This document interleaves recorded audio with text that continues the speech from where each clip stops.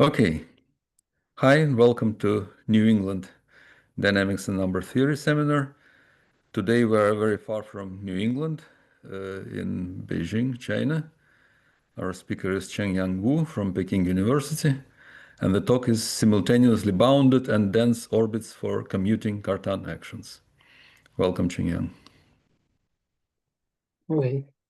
Thank you, Dmitry, for your invitation and introduction to this seminar. Okay, and today I'm going to talk about one of my joint work with Dmitry Kleinbock concerning simultaneously bounded and dense orbits for commuting Cartan actions. This piece of work was almost accomplished during my visit in Brandeis, and so I'm here very grateful to the hospitality of Dmitry during my stay there. Yeah. Okay, now let's just begin. It was our pleasure. Certainly. Yeah. So I would like to start my talk with the famous Littlewood conjecture in number theory. And I will use the angled bracket to denote the distance of a real number to the set of integers. Okay, and I will read this symbol simply as the bracket of something. Okay, so the famous Littlewood conjecture states that for any real pair alpha beta, the limit inf of the expression, say q times bracket of q alpha times bracket of q beta, always equals 0. And workers in the field of Diophantine approximations would like to reformulate this identity in another way. Say, for any real pair alpha beta and for any small epsilon, there is an unbounded set of positive integers, positive numbers, say capital T, such that the following system of inequalities holds. I mean, the following system always has a non-zero solution. And this system of inequalities actually reflects to which extent the product of two linear forms, one in alpha and the other in beta, with the same denominator q, can be approximated.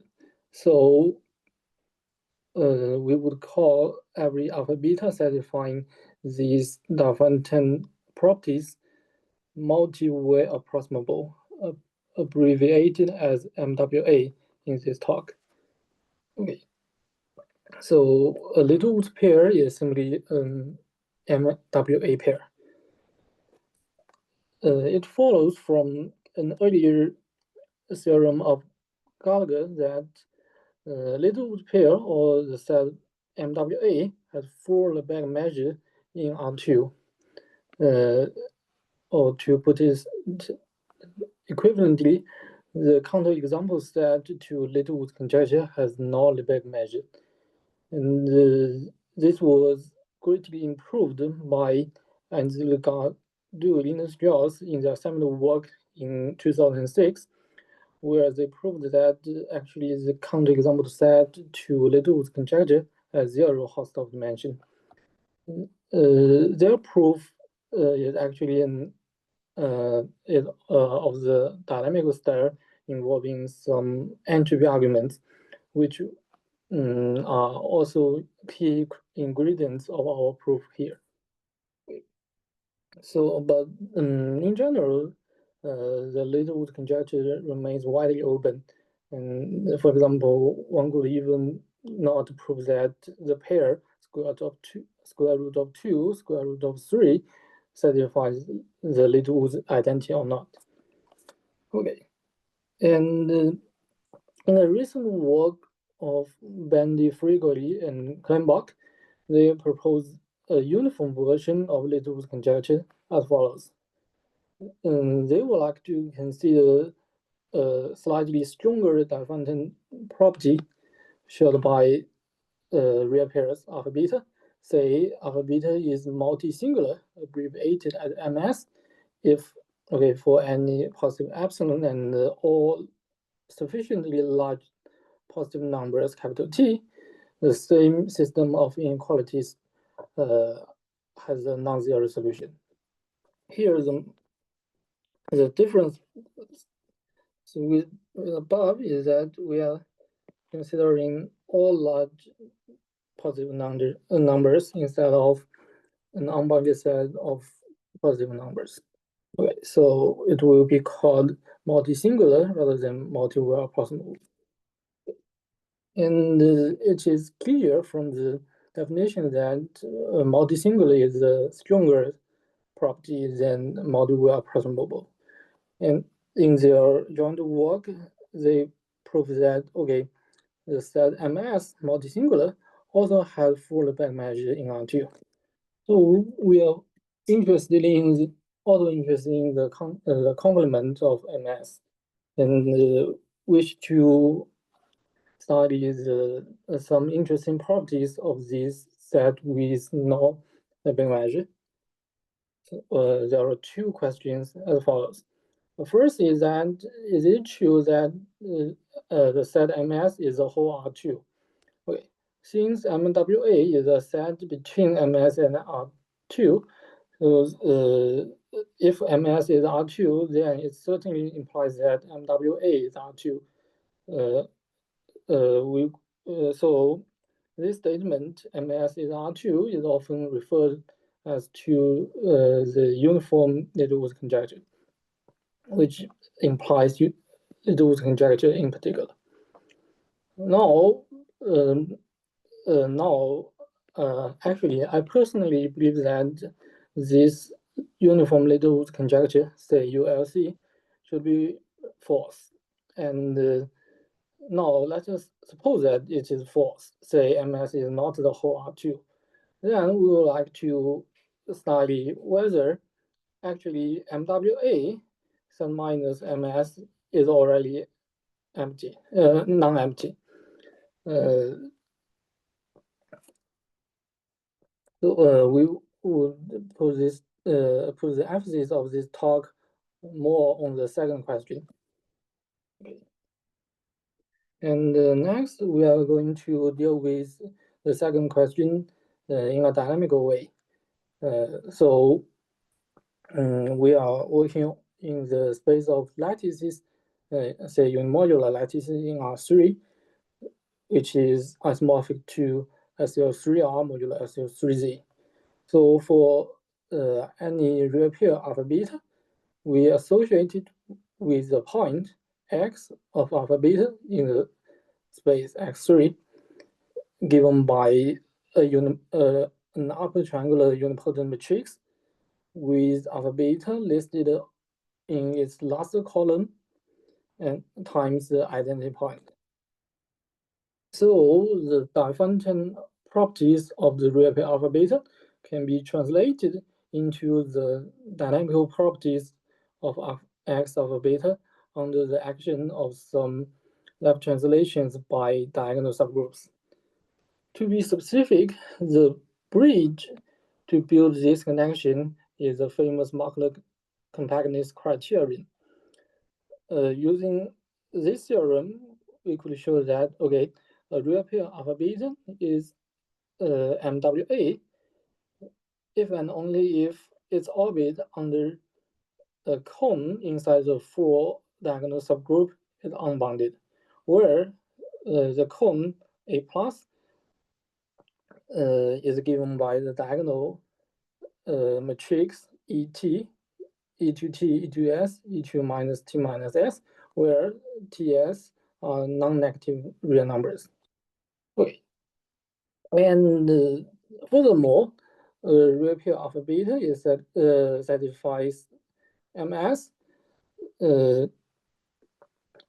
is equivalent to the following condition. Now we should divide the cone A plus into fibers, say LT plus, and for example, A plus is a cone here, and LT plus are just those parallel segments inside this A plus. say this is LT1 plus LT2 plus blah blah. Okay, so actually we consider a partition of this cone A plus, and the orbit of x alpha beta under the action of these segments. So we say that the point x alpha beta has a fiberwise divergent A plus orbit if for any compact k inside the space and all sufficiently large capital T, the orbit of x alpha beta under the action LT plus is not contained in the K. So we will call this is the most important concept in our talk, introduced to solve the next to solve the second question proposed above. Okay.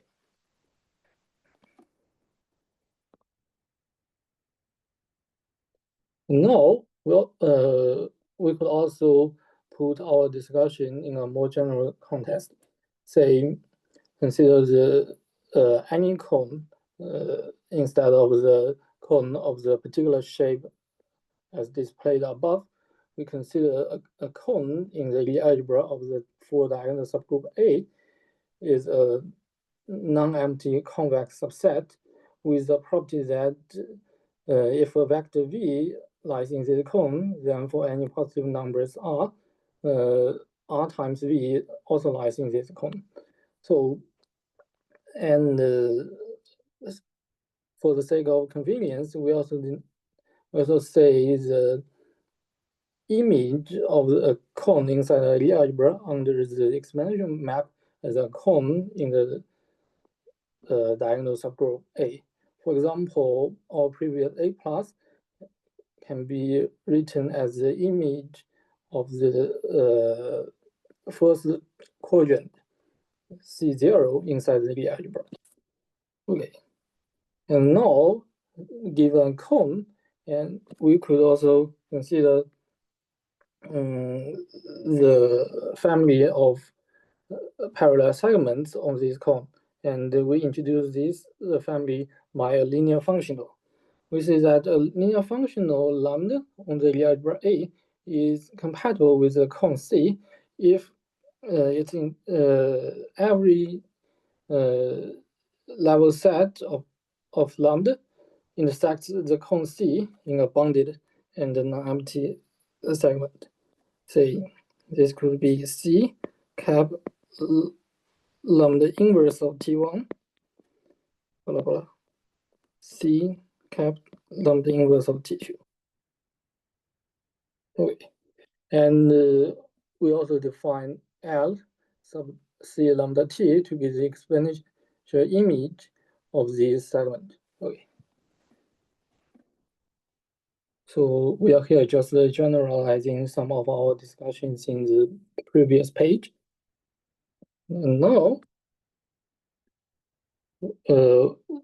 for such a cone inside a Lie algebra and a compatible linear functional lambda, we would like to formulate the concept of lambda fiberwise divergence for an arbitrary point in the space X3, not only for the point of the particular form x alpha beta. So for any x in X3, we say that its AC orbit is lambda fiberwise divergent if for any compact k and for all sufficiently large positive numbers t, we would have the orbit of x under the segment LC lambda t is not contained in K. Okay. So in this terminology, we pose a version of our previous question for all points x in the space. Okay. The first question is that, okay, is it possible to describe all points with the lambda fiberwise divergent orbit? Okay.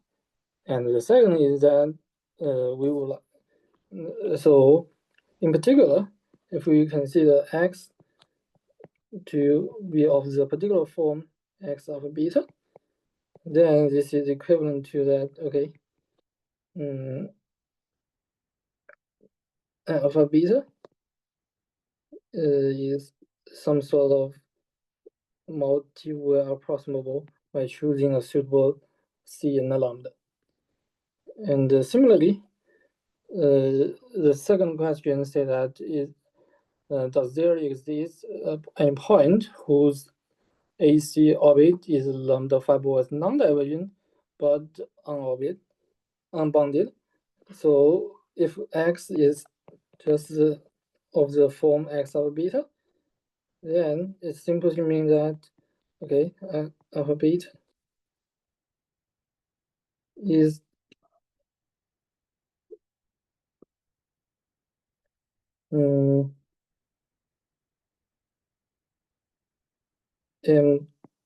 MWA.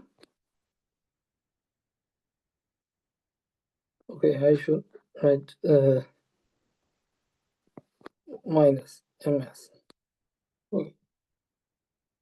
And here we are going to okay, sorry, here we should write sorry, here is MS.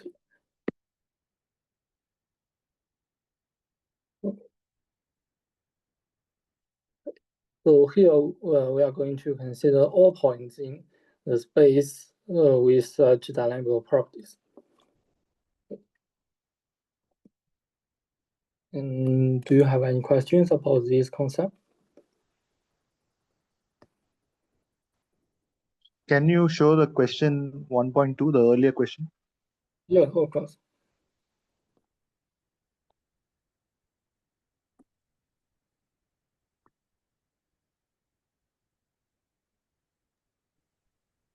So maybe I can make two small comments on question 1.2. So first of all, Chengyang was right. This conjecture was always questionable. In fact, we never stated this as a conjecture. We just asked questions because we actually believed that probably it is not true, at least in dimension 2. And also, as a kind of unofficial announcement, there was a recent preprint of Johannes Schleichitz, who actually disproved this conjecture, if everything is correct. It probably is now a theorem that the conjecture is false. But this, well, I mean, it's not related to this talk, and we can talk about it later. In the maybe we'll ask Johannes to talk about it in the seminar.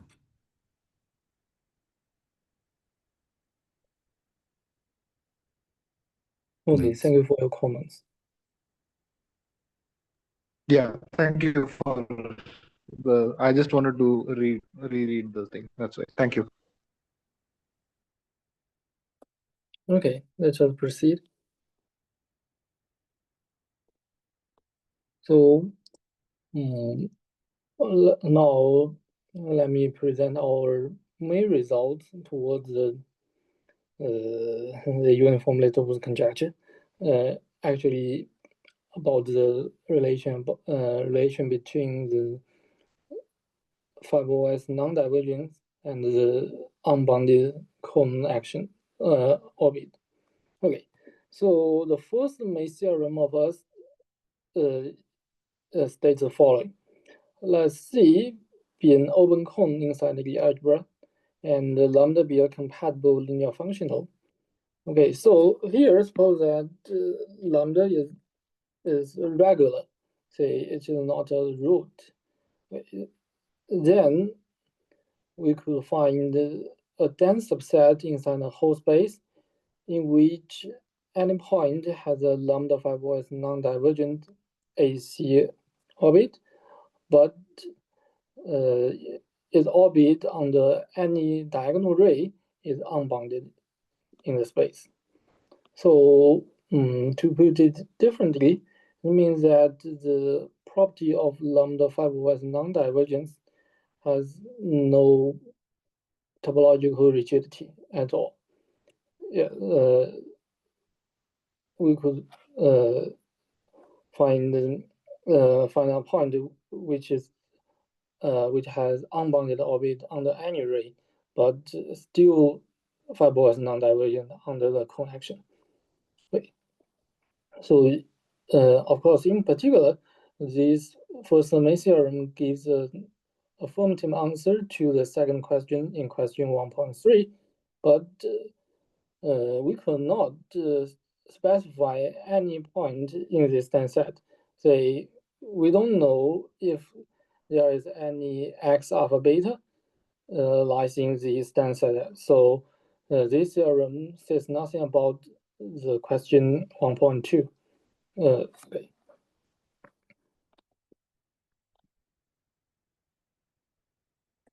And another remark I would like to make here is that our first main theorem can be deduced from the following one. Say, this is a standard proposition concerning simultaneously bounded and dense orbits for commuting actions. And in our setting, let F1 and F2 be two different one-parameter diagonal subgroups in SL3R, and suppose that F1 is regular. It just means that the three eigenvalues of F1 are distinct. Then we would show that there exists at least one point in the whole space whose orbit in the F1 direction is bounded, while its orbit in the F2 plus direction is dense. Namely, the intersection of the set BF1 with D F2 plus is non-empty. And I would like to stress here that only assuming the non-emptiness of BF1 cap DF2 plus suffices to show the denseness of the desired set in the first in theorem A. And I would show this implication right now. Okay. Our strategy is to put this implication in a more general way, and we are going to introduce some concept in the Bell category. Okay, recall that a set is meager in some topological space if it is a countable union of nowhere dense sets. A nowhere dense set just means that its closure has empty interior. The first lemma could be deduced from proposition 2.1 is that the set of lambda the set of points with a lambda fiberwise non-divergent orbit minus any meager set will be dense in the whole space.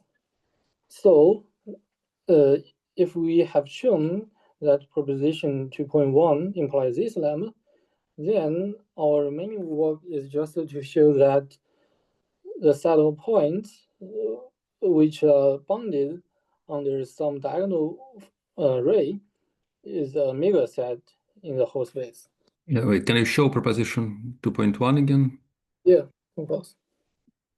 So that's confusing because there is no C and lambda in proposition 2.1. You probably want to say C and lambda from theorem A. Yeah, I would explain this in detail. No, in the statement of proposition 2 of lemma 2.2. Yes. I got confused because there is no C and no lambda in proposition 2.1. Yes. You probably meant the theorem. Yeah, so proposition 2.1 says that this result holds for any two diagonal ray. Yes. So it's not about lambda at all. Yeah, and I will explain this implication.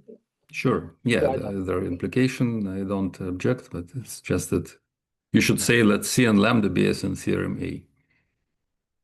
Yes, right. Okay. Right. Thank you for the comment.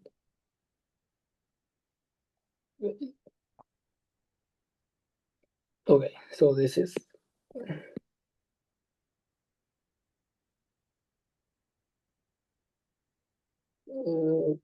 theorem A.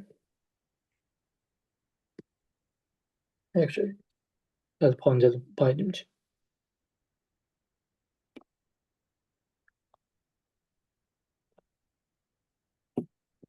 No, so okay, let's back to our logic, and the only remaining task is to show that the set of points with bounded orbit under some diagonal ray forms a megaset in the whole space.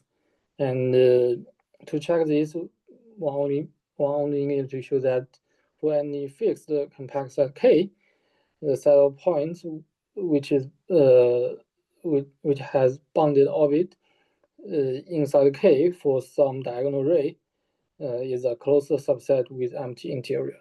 Then just taking K to be a compact exhaustion of the whole space will give us the megaset. Okay, so I would like to regard the second lemma, say lemma 2.3, as a standard effect, which is actually easy to check, and put more emphasis on the first lemma, say lemma 2.2. Okay, so we are now showing that proposition 2.1 implies lemma 2.2. Say, if we have a non-empty subset B of F1 cap D of F2 plus for any two different diagonal ray, F1, F2, providing F1 is regular, then we will show that the set of point with lambda fiberwise non-divergent cone orbit minus any megaset is dense. Okay. So now let me explain the relation between C lambda and F1, F2 plus. Okay. So now suppose that we are given C and lambda, where lambda is not a root, and this is a compatible pair. Say this is C, and there are some level set given by C cap lambda inverse of T1, blah blah blah. Okay, and I would like to choose F1. Okay, this is a F1 to be the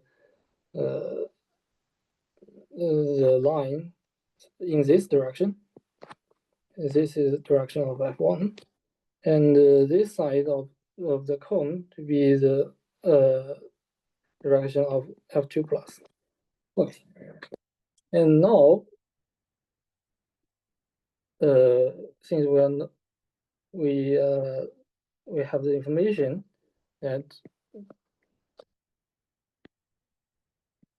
there is some point x0 inside this intersection. See, F1 cap df2 plus, then we would have actually the closure of the bounded orbit, say F1 x0 inside the whole space. This is a compact set by our assumption, and so maybe given here, this is x0, and this is orbit. It is contained in a compact set, say K0. And we are going to take a slightly larger compact set, which contains K0 in its interior, say K1 here.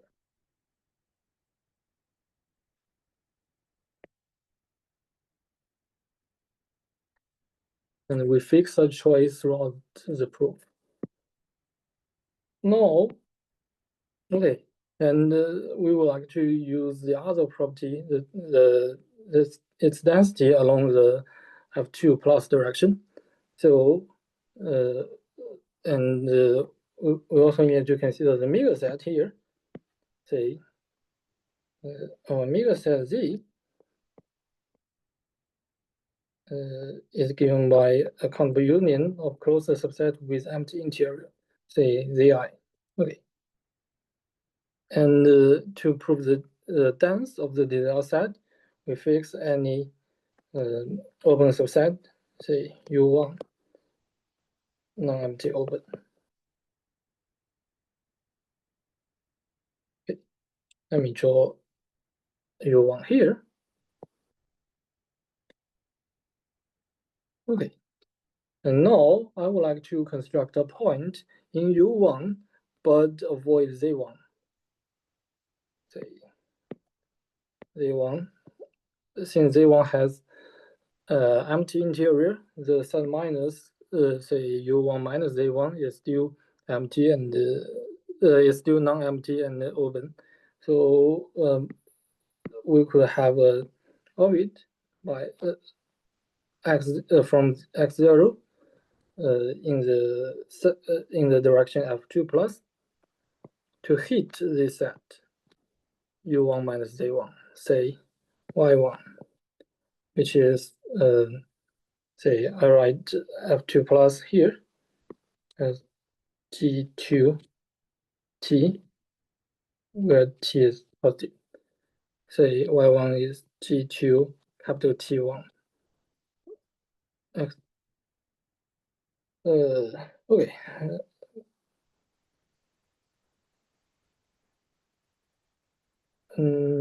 Okay, I would like to flip the direction, so let me slightly change the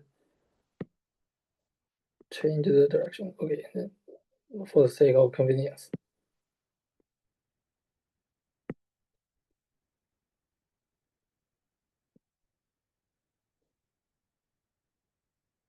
Okay, so its orbit along the backward direction will hit the set u1 minus z1.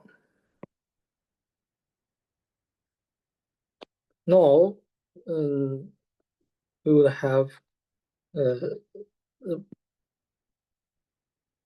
the action g2 sub t1 on y1, which is just x0, and we are going to consider another action by f1. See, this is g1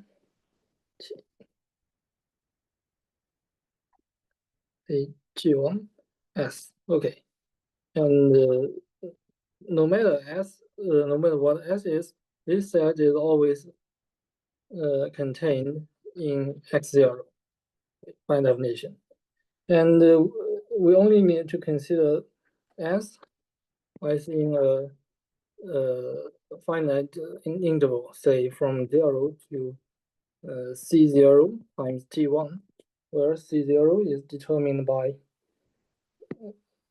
the proportion here. So here is a segment from 0 to c0 t1, and next we will have 0 to c0 t2. So c0 is a fixed constant.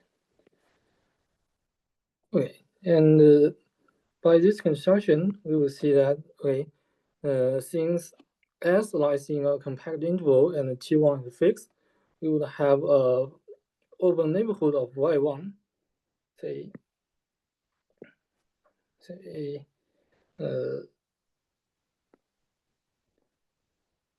U2 here, where U2 lies in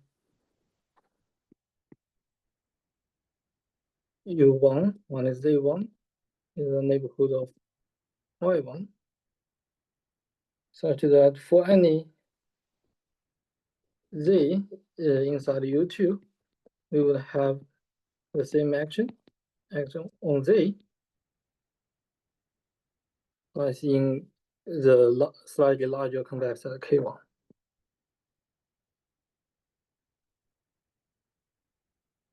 Okay, this is achieved by the continuity of our action. Now, okay, we could proceed with the previous procedure to start the G2 minus orbit from Y1, and let this orbit hit U2 minus Z2.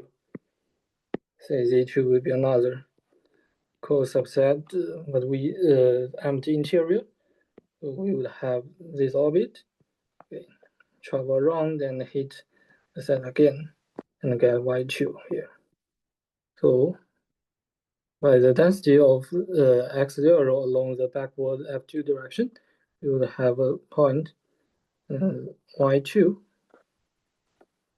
which equals g2 of minus g2 x0 lies in u2 minus z2.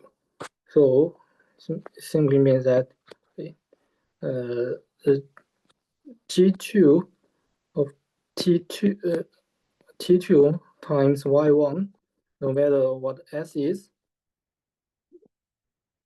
lies in k0. And we only need to require s lies in the intervals, say 0 from 0 to c0 t2. Okay, then there will be just repeating the previous argument. Exists on set U3 inside U2 minus Z2, which is the neighborhood of Y2, such that for any point inside U3, the action on Z will mean the orbit of action will be contained in K2. And finally, by induction, we will get a set, say the quantum intersection of all UIs, which actually avoids the quantum union of all ZIs. There is such a point, say Z star. I think this different set. In particular, it means that its orbit under all parallel segment in this cone is contained in the larger compact set K1, but itself doesn't lie in the meager set Z. So this finishes our proof. Okay. I wish I put it clear. Does this make sense to you?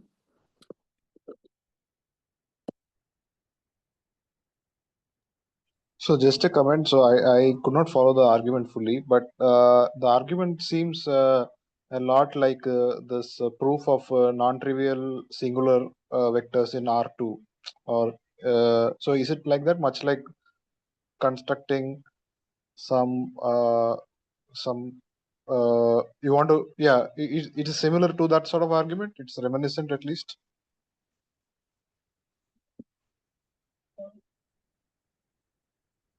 Yes, I guess the argument is sort of like the construction of some non-divergence orbit.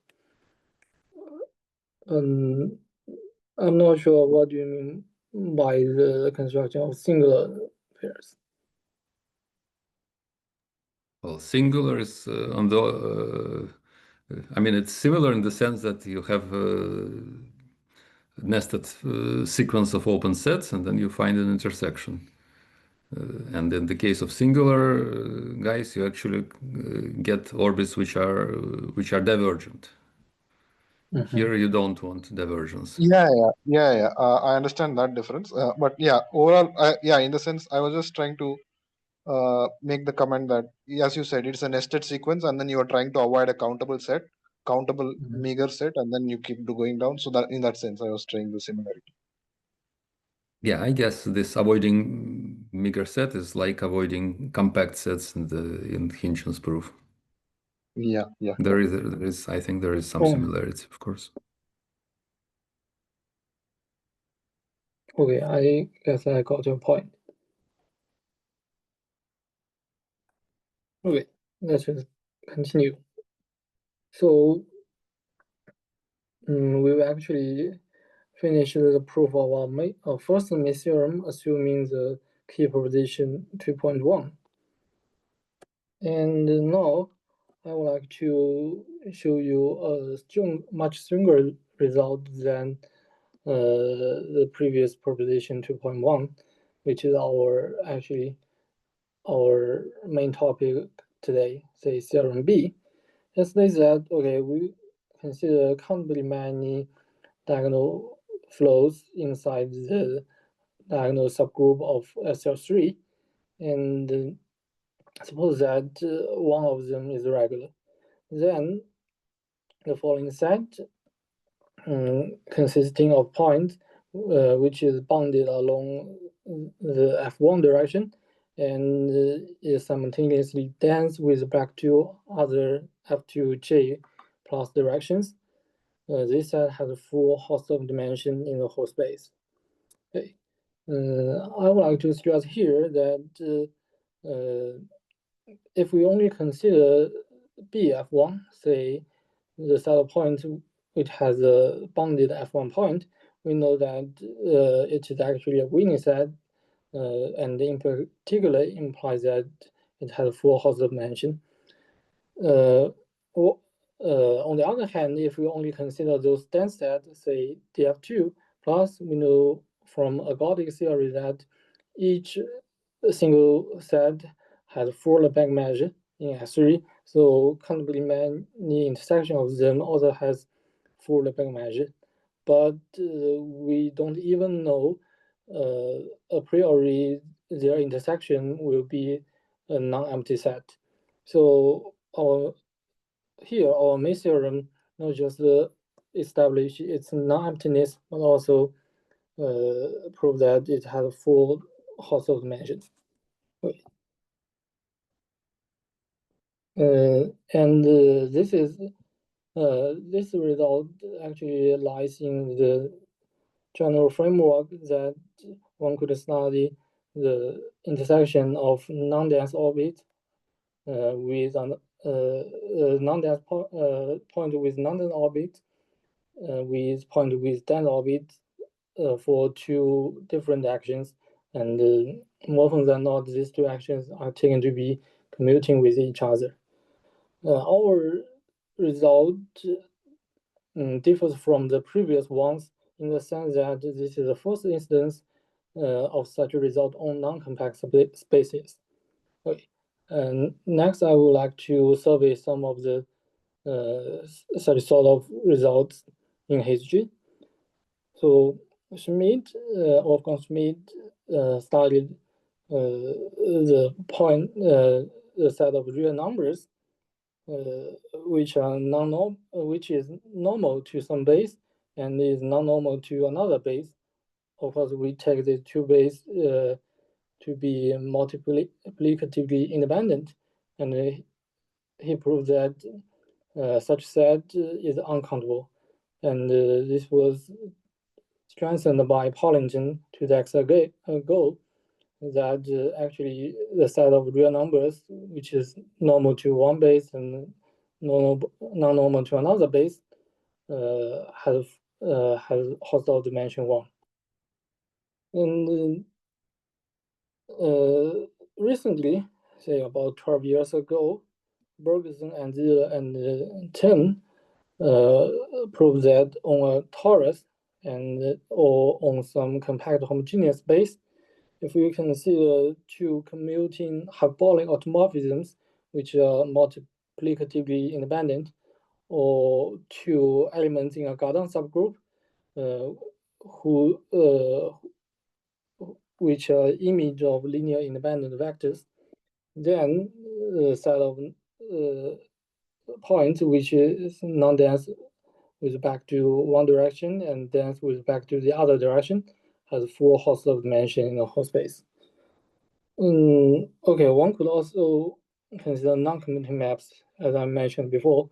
Say, for example, Shi and Chen in 2015 proved that on the circle, the set of points which is bounded under the time, which is non-dense under the times A map and is dense under the Gauss map, has full Hausdorff dimension. And there are also other discussions on Toro diffeomorphisms by Chen or Toro endomorphism by Lighton and Mayer afterwards. And in 2020, Anzil and Mayer strengthened such a result by replacing the dense orbit with equidistribution orbit on torus. And in the same year, Wu, okay, not me,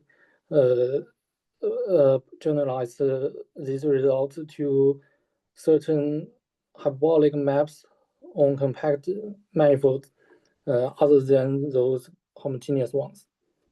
Okay, so these are the basic history of such simultaneous non-dense and dense problems.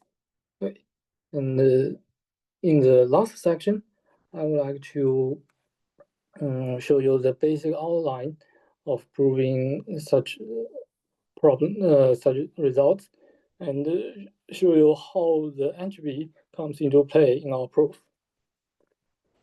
Okay, so for simplicity, we only consider two different diagonal flows in SL3. The first step only concerns F1, which is a regular diagonal flow by our assumption. It's irregular. And F2 could be arbitrary. So step one is start from the basic theorem by Kleinbock and Margulis that the saddle point with bounded F1 orbit has 4 dimensions in the whole space. Then, by taking a large compact set, we could it is easy to see that the saddle point with F1 orbit inside K has almost a 4 dimension. Here, almost 4 means that its host dimension is close to the 4 dimension with an epsilon error, and epsilon is absolute. Okay, and so we could prove that okay, it is easy to see that this set, say BF1K, is invariant under the F1 action. So in particular, invariant under its time bound map, and we could show the following key fact that the topological entropy of the map A restricted to this invariant set, say BF1K, is close to that of the topological entropy of itself. This is based on the inequality that, okay, I would like to write this explicitly down. One could show that the left-hand side, the restricted entropy is greater or equal to the whole topological entropy minus the difference between the whole space and the compact set times the largest norm of the eigenvalue of 1, eigenvalue of A here. Lambda 1 is the longest eigenvalue of A, of adjoint of A. Okay. Okay. So by taking the compact set K with large enough dimension, we could ensure that the restricted topological entropy is large enough.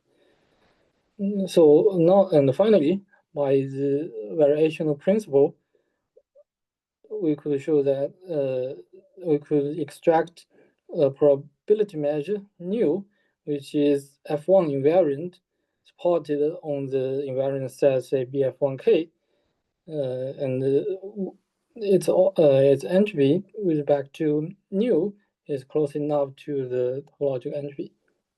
And for the sake of convenience, we assume that this measure nu is ergodic with respect to the lowercase a action.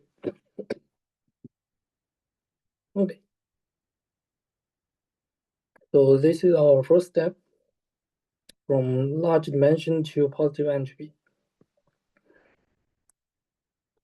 And in the second step, we would like to average our measure nu along the other direction F2.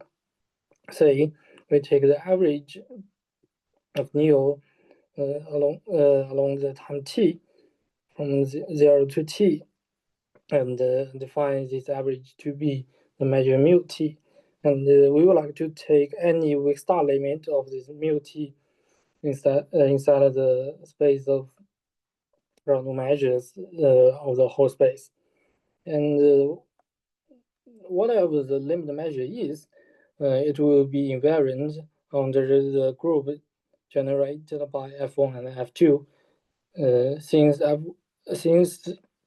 the limit measure is F1 invariant and it's a limit measure of an average along F2, so it will be automatically F2 invariant. And in our SL3 case, F1 and F2 just generate the whole diagonal subgroup capital A. So our limit measure mu will be invariant under A. But the problem here is that the mu may not necessarily be a probability measure, and even worse, it may lose all its mass at infinity. So we are going to solve these problems in step 2. Okay. Our first claim is that our limit measure mu will never be 0. This is achieved by studying the entropy in the cusp in a recent paper of Moore. And he said the quantity, say at infinity of A, to be the supremum of the limit cube of the measure theoretic entropy of A with respect to a sequence of measures, probability A invariant measures with weak star limit 0. And he could show a sharp upper bound of such at infinity of A, which says that, okay, this quantity is no longer exceeding the topological entropy of A minus the sum. And the sum is determined only by the eigenvalues of our lowercase a. Okay. So in particular, by taking our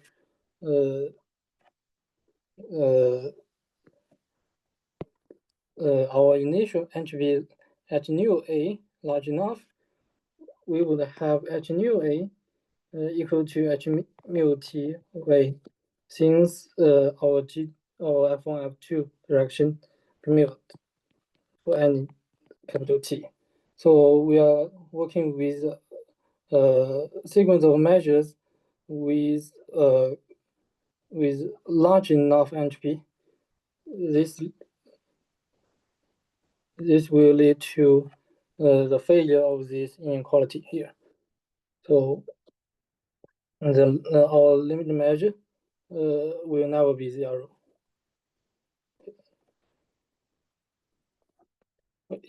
The next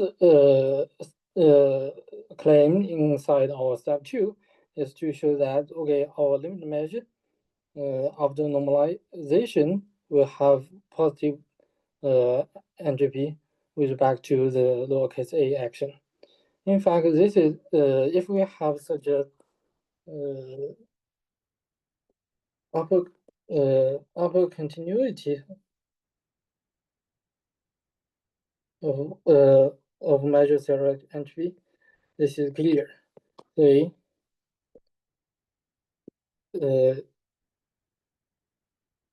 we will have say limit soup of this edge of the measure theoretic entropy to be less than the entropy of its limit measure in the rough sense. Okay. But actually now we already see that our limit measure may lose some mass at infinity. So we need some sort of observation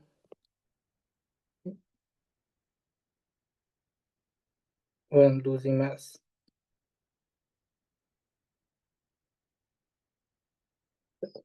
But it is a pity that we could not establish such a general statement in our paper. So we decided to proceed in a different way, namely to consider the entropy contribution along the Lyapunov subgroup, which is actually a rule subgroup in our case. And we take the fastest Lyapunov subgroup U and consider the entropy contribution, which measures the exponential rate of the expansion of the unit ball inside U when the action when we take the action n a to the power n and n is tending to infinity. And we could show that, okay, if we start from a measure with positive entropy contribution almost everywhere, then we will arrive at the limit measure, which also has almost everywhere positive entropy contribution along the same direction. Okay, this is done in an early work of Shi about 13 years ago. Okay. And with this information, we could prove that, okay, our limit measure mu will have some sort of positive entropy, maybe on its ergodic component. And based on this data, we will finally conclude that our limit measure mu has a positive portion of capital A ergodic components, which are actually equal to the Haar measure. Since the only capital A invariant ergodic probability measure with positive entropy with back to some element inside the full diagonal subgroup must be the Haar measure, which is done by Anzila Gardulino Strauss using the low entropy arguments in their seminal paper. Okay, so the step two basically establishes some entropy properties of our measure, and finally concludes that, okay, our limit measure is in some sense good. It has some components which is actually the Haar measure, and this will give us enough benefits for proving the Hausdorff dimension of the intersection. Okay, this is our final step. We would like to recall our previous discussion. We start with F1 invariant A ergodic measure nu, and taking its limit measure along the average of the second direction F2, and such a limit measure has a positive portion of capital A ergodic component equal to the Haar measure. And because of this nature, we could show that, okay, the set of dense orbit, the set of point with dense orbit with back to the second direction will have full measure with back to nu, which is our region measure here. So, but recall that our nu is plotted in a set of points with bounded orbit with back to the first direction. So it means that, okay, along the the diagonal direction, say H0, we will have this set, this target set BF1 cap DF2 plus has 4 dimension. Okay. And next, we would like to study the dimension of such target set along the H plus and the H minus direction. And this is achieved by our assumption on the measure nu at first. So since our topological, since our measure theoretic entropy of nu is close enough to our topological entropy, the unstable and stable dimensions of our measure nu is also close to the dimension of unstable and stable manifolds in the space. So put all this data together, we could show by slicing arguments that the dimension of BF1 cap DF2 plus inside a large set, which is in particular an open neighborhood of the point X, is closer to the dimension of the whole space. So this completes our proof. Okay, so I've finished the proof of our second theorem, and hence established the first one. I think we are close to the end of the seminar today. So do you have any questions? Okay, well, before asking questions, let's give Chengyang a round of applause. It's very well-structured talk. I liked it a lot. Any questions indeed? Comments? Corrections? Complaints? Thank you for encouragement. I have Yeah. one question. Yeah, this slide you proved that the limit measure mu has a positive portion of a algebraic component equal to mx3. Yes. Is it possible, or can you prove that this measure indeed the Haar measure, or you cannot prove? No, if we were going to prove that mu is just a Haar measure, we need to establish maybe the non-loss of mass for mu along this limit of average. And so we need to improve our claim 1 first. But with limited data, I'm not sure if this could be done at this moment.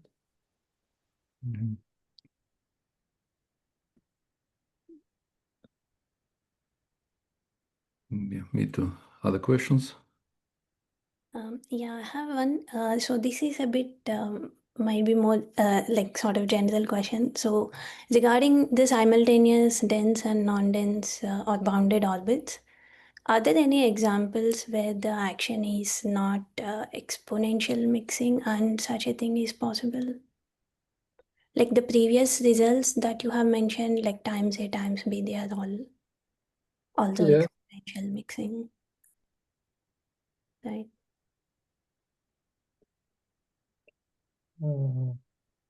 These. Yeah, I don't know. I don't know. Yeah, I think this slide pretty much describes all the results. Do you have any action in mind that you are interested in? Like maybe even say one is exponential mixing and the other is not among F1 and F2. Yes, I got your point, but I'm afraid I could not say anything about this. So do you have any ideas, Dmitry? I'm just asking what could be an action to look at? Some polynomial mixing? Yeah, like unipotent actions. But So for the unipotent actions, you're never bounded. You never. So A Ratner. and yeah, and I mean, Ratner theorem will tell a lot. So you have orbits which are not dense. There are actually there are not so many of those. Yeah. So you need some hyperbolic behavior.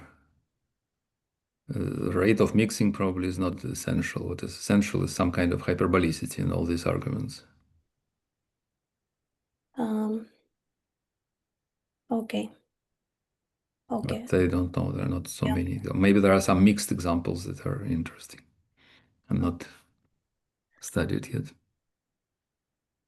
And one more thing regarding the remark that you made, Dimitri, in between. So is this example against the ULC, is it in like R2 or also in? That's a good question. I think it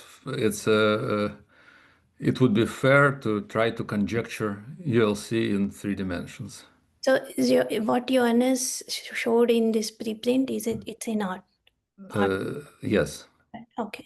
Yes, and also what Chengyang shows in his talk is also in R2. In S, okay. Yeah. There is it's not clear what happens if you have high dimensional, because this is going to be about these sections by Triangles. there will be triangles, yes, and about it's not clear how to construct these triangles that are all bounded. Maybe it's not possible. Okay. Okay, thank you. That's all. Okay, Chengyang, do you agree with me? Yeah, I've learned a lot from your comments and all questions from the audience. Okay, well, if there are no questions for the comments for the author or for others, let's thank Chengyang again. This was really a great talk.